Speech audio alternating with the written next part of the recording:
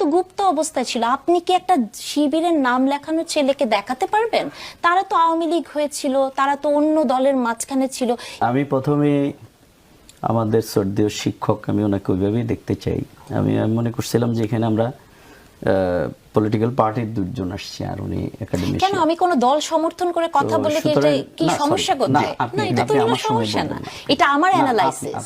হ্যাঁ, আপনি যখন ছাত্র দলের ভাষা ইউজ করেন গুপ্ত, তখন আপনাকে অবশ্যই আমি বিএনপি। এটা ছাত্র দলের ভাষা না। না, আপনি এটা বলেন কেন? এটা কেমন কথা? সময় আপনি বলবো না প্লিজ।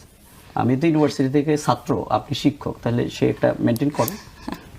সেটা সব সময় টক শোতে মেইনটেইন করে। This is the first time I am interacting. Yes, আপনি আমার টক শো কখনো দেখেন নাই। আপনি যদি আমার সঙ্গে কথা বলেন, আমরা কিন্তু ইন্টারাপ্টের এটাতে হলে তাহলে আমি কথা বলবো। জি, আপনি আমার সঙ্গে কথা বলেন। ইউনিভার্সিটির টিচার উনি, ওনার ওইটা নর্মস মেইনটেইন করা উচিত প্লিজ। এই যে উনি বললেন গুপ্ত, হোয়াট ইজ মিন্স গুপ্ত?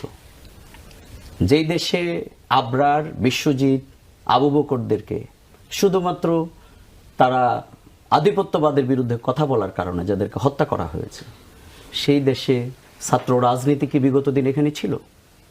হয়তো ওনারা কাউকে কাউকে দেখেছেন, এখানে ছাত্র রাজনীতি ছিল না।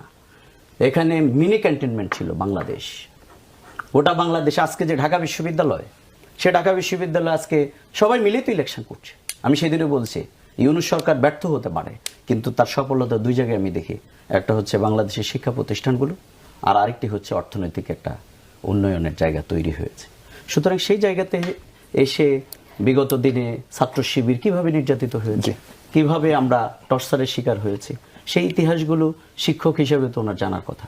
কিন্তু ছাত্রদল যে টার্মটা ইউজ করে, অর্থাৎ তাদের বক্তব্য দেওয়ার আর কোনো জায়গা না থাকার কারণে, তাদের এখন বিগত আন্দোলনে কে ছিল, বক্তব্য পরিষ্কার, বিগত আন্দোলনে কে ছিল, সমন্বয় কে ছিল, সেটা আজকে খুঁজে পাচ্ছে না। আজকে আমি দেখলাম যে ছাত্র দলের ঢাকা বিশ্ববিদ্যালয় লিফলেট বিতরণ করতেছে, সেখানে বলছে যে তুমি কোত্থেকে আসছো, বলছে আমি ঢাকা বিশ্ববিদ্যালয়ে মার্কেটিং না হোয়াটএভার কিসে পড়ি। বলছে কোন হলে থাকো? বলছে রোকেয়া হলে থাকি।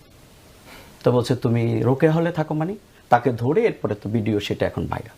তাহলে এইভাবে যারা আজকে নিজেদের অস্তিত্ব জানান দেওয়ার জন্য ঢাকা বিশ্ববিদ্যালয়ের ছাত্র দলের লিফলেট বিতরণ করার মতো ছেলে নাই।